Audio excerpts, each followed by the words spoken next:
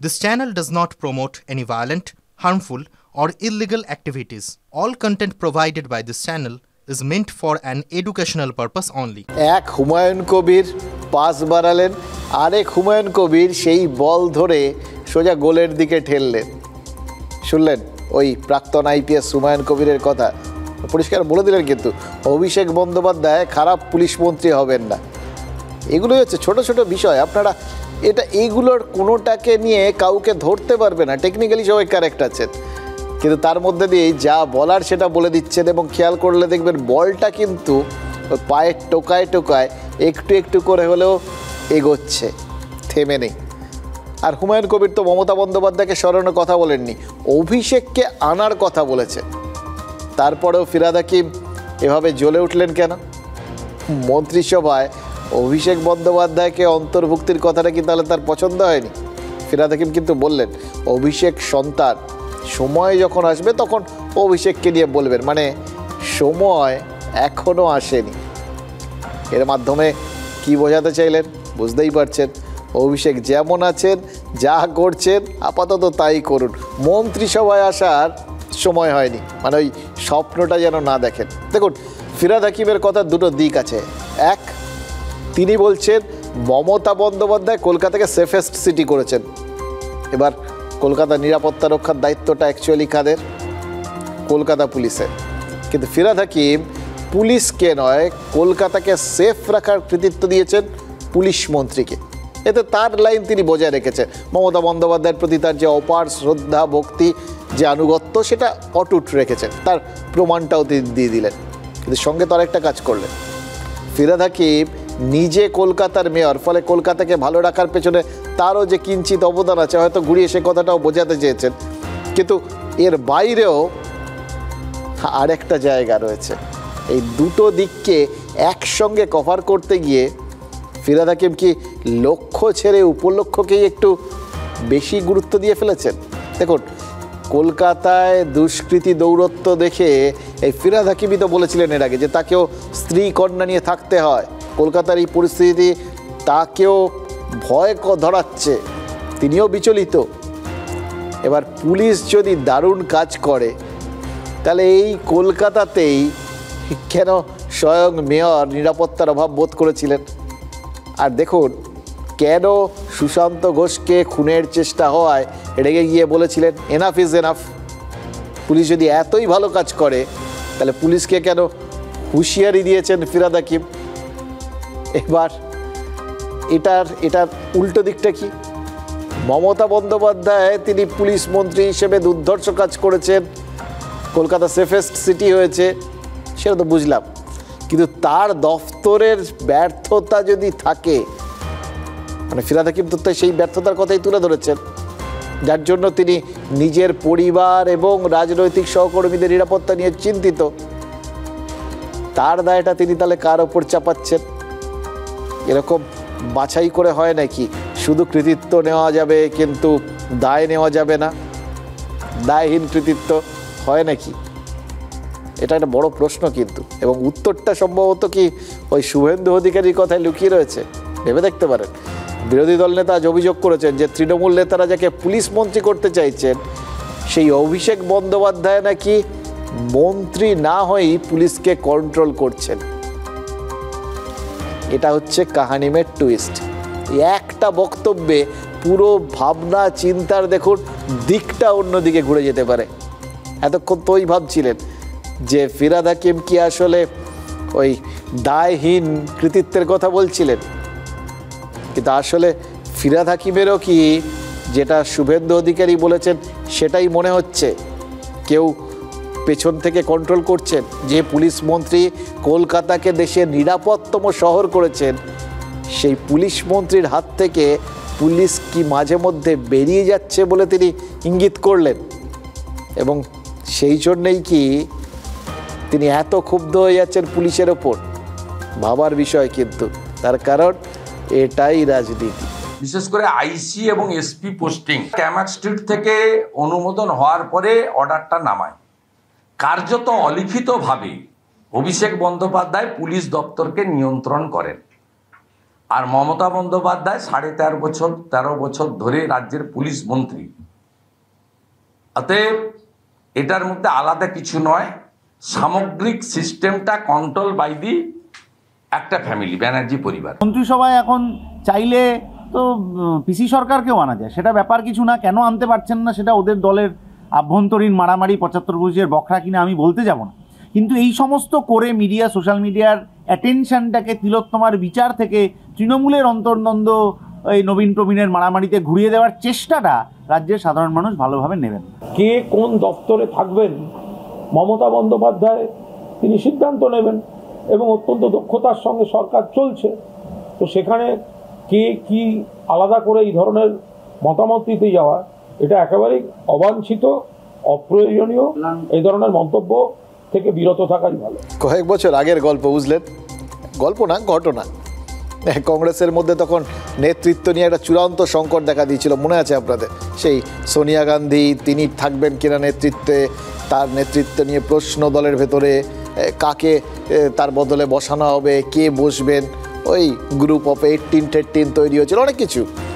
কিন্তু কারো তার পদ নিয়ে সরাসরি প্রশ্ন তোলার সাহস ছিল না। এদিকে একের পর এক নির্বাচনে দলের ভরাডুবি হয়েই চলেছে, আর বিজেপি টানা তাদের কটাক্ষ করে চলেছে, গায়ে লাগছে, প্রায় নাজেহাল দশা। এই অবস্থায় দলের মধ্যে থেকে কিন্তু একটা দাবি উঠেছিল, মনে আছে? রাহুল গান্ধীকে কংগ্রেস সভাপতি করতে হবে। সেই দাবিটা ক্রমশ বেশ জোরালো হয়েছিল। এবার তখন কিন্তু সোনিয়া বা রাহুল কেউ দলের ভেতরে ওঠা এই ধরনের দাবিগুলো নিয়ে খুব একটা উচ্চবাচ্য করেনি।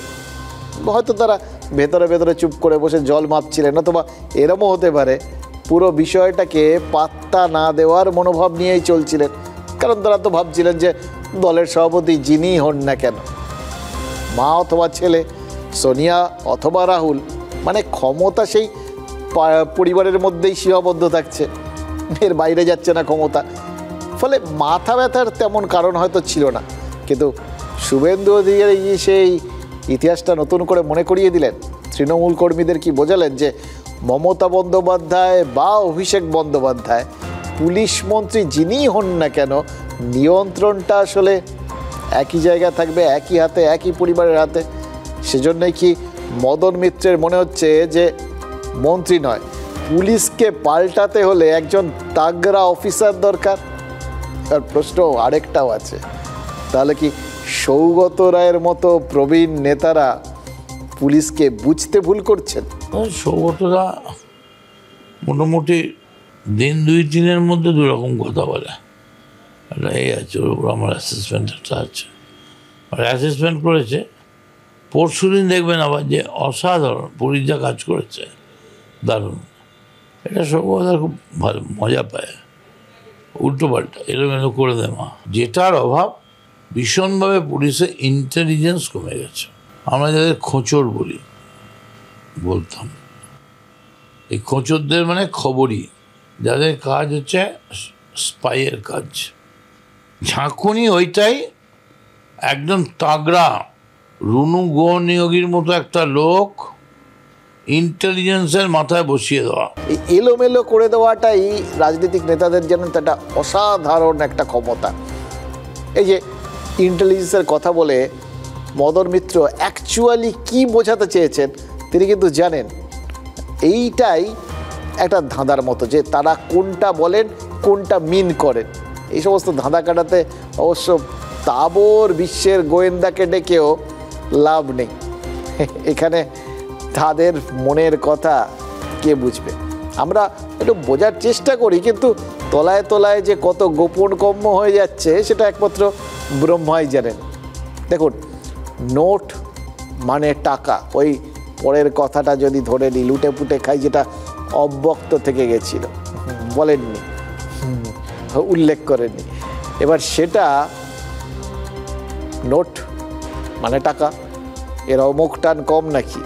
একবার পকেটে পুরে ফেললেই তো গরম ছেঁকা, এমন গরম যে আগুন লেগে যাওয়ার উপক্রম। টাকার আগুন ছাড়াও সত্যিকারের আগুন কিন্তু রয়েছে, এবং তার সাথে আবার টাকার আগুনের গরমও জুড়ে যেতে পারে। এই যে মাঝে মধ্যেই অগ্নিকাণ্ডের ঘটনা ঘটে, আর সেই আগুন যাতে না লাগে তার জন্য আগাম ব্যবস্থাগুলো খতিয়ে দেখা দরকার। সেগুলো যদি ঠিক ঠিক দেখা না হয় তাহলেই তো আগুন লাগে। সেটা খতিয়ে দেখতেই শিলিগুড়িতে গেছিলেন দমকল মন্ত্রী। হোটেল, দোকান আর কারখানার মালিকদের সাথে বৈঠকে বসেছিলেন। ফায়ার লাইসেন্স রিনিউতে কোনো সমস্যা আছে কি না সেগুলো জানতে চেষ্টা করেছিলেন আর কি। সেটা খুঁজতে গিয়ে কি হচ্ছিল জানেন, কেউটে জাতীয় কিছু আরেকটু হলেই বেরিয়ে পড়ছিল। আটকানো গেছে বলে শুনেছি, কিন্তু বৈঠকে তো আটকানো গেছে। বৈঠকের পর হোটেল মালিকরা মিটিংয়ের পরই রীতিমতো আগুন জ্বালিয়ে দিয়েছেন। তুষের আগুন বলে একটা আগুন আছে না, দিকি দিকি জলে, কিছুতেই সহজে নেবে না।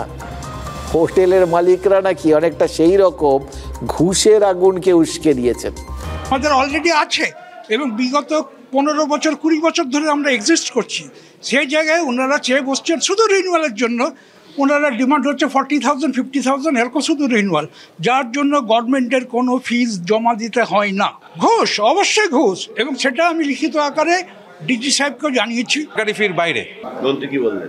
মন্ত্রীকে সে কথাটা আমরা বলার সুযোগই পেলাম না, কারণ ইন্টারঅ্যাক্টিভ সেশন মাত্র 40 মিনিটের ছিলেন। এমনি কোনো অভিযোগ আমি পাইনি। যেটা ওদের বক্তব্য ছিল যে অনেক সময় কিছু বাড়ি আছে যে বাড়িগুলোর কাগজপত্র ঠিক নেই।